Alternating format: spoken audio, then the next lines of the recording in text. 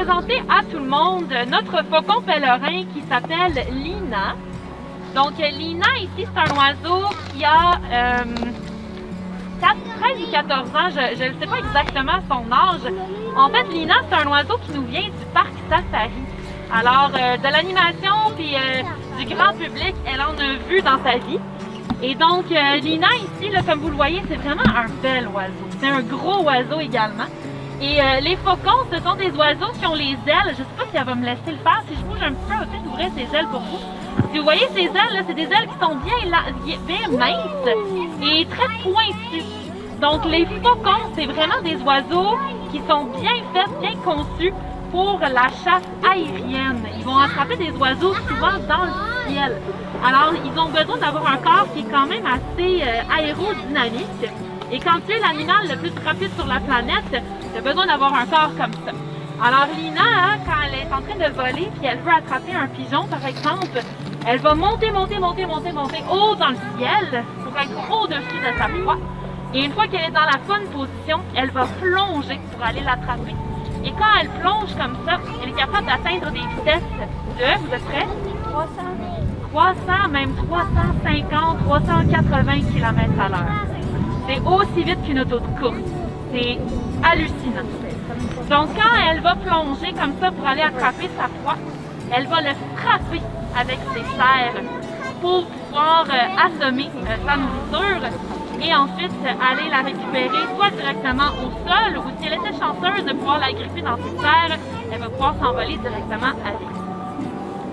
Les faucons, c'est des animaux qui ont quand même des caractéristiques uniques à leur famille.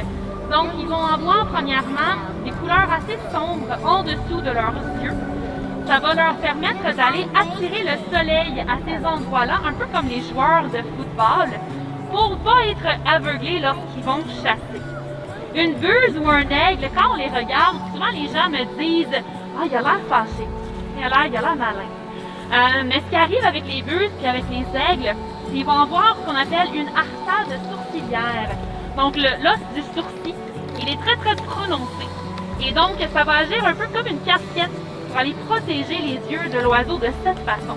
Donc les faucons, ce sont nos joueurs de football. Et les buses et les aigles, ce sont nos joueurs de baseball. Ensuite de ça, tous les faucons vont avoir les ailes qui vont être bien pointues, comme je vous ai montré. Les buses, eux, en général, ce sont des ailes qui vont être plus larges et arrondies pour leur permettre de planer. Et les faucons, c'est des animaux qui vont avoir ce qu'on appelle des dents tomiales.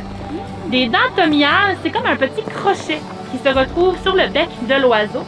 Et ces petits crochets-là vont aider l'oiseau à aller croquer dans le cou de sa proie pour séparer les vertèbres et immobiliser sa proie. Parce que quand l'oiseau chasse, il attrape quelque chose en plein vol, de voler avec une proie qui est en train de gigoter, de bouger, ça pourrait être un peu déstabilisant, ça pourrait être un peu difficile pour lui de garder sa ligne droite. Alors, en pouvant immobiliser sa proie de cette façon, c'est bien pratique pour les faucons. Il y aura des nouvelles vidéos chaque semaine. Pour ne rien manquer, abonnez-vous à ma chaîne en cliquant sur la photo à droite en bas. Merci également d'appuyer sur j'aime et de partager. À bientôt.